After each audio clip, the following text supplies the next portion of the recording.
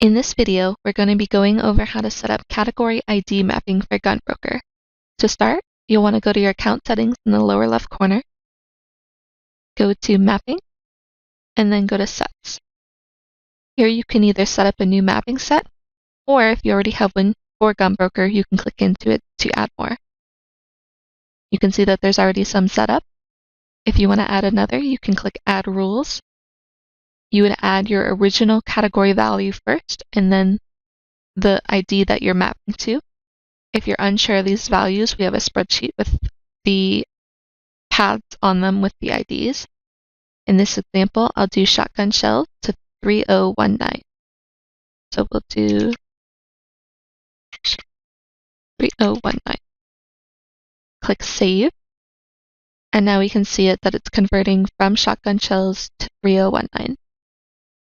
To apply this, we can go to our channels, go to our published listings, click into GunBroker, and then you can edit your mappings here.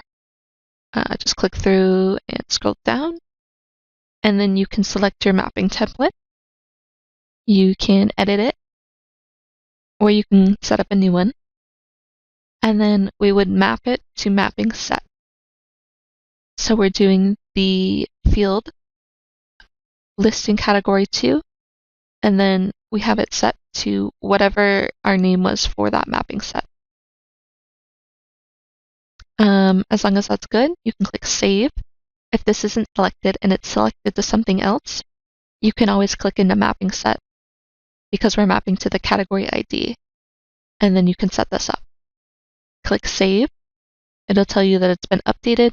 You can go back to your published listings either through the tab or going back into the channels, and then make sure you click Save and Complete.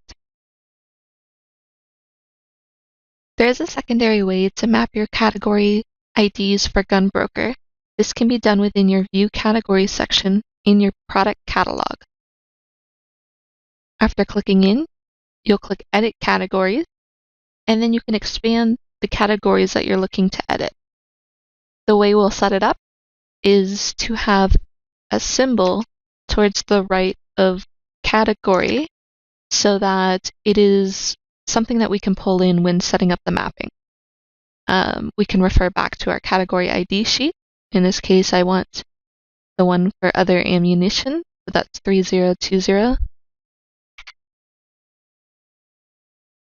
Click Save. You can see it was updated, so if we expand this, we can see that this is done. I have those two symbols so that it will pull in to the right.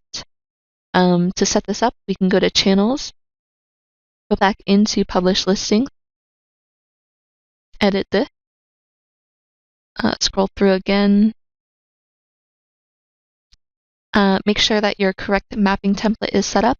Again, you can create a new one, and then go to Edit It. So in this case, we're going to set it up based on rules. We can keep the field, and we'll map to category 2. And then we want to add a new rule. You can name this rule whatever you want. I'm just going to keep it as default. And click Create. So then we'll set up based on category 2 again. So if our if rule is category 2 contains, we can do that symbol from before, and then our then rule can be set up by split by value. We'll put that in again, and then it's going to use the rightmost value so that it pulls those numeric values in instead. Click Save, and then you can close out of it, and you can see that this rule was now added. So again, what that's going to do is pull in from your category setup.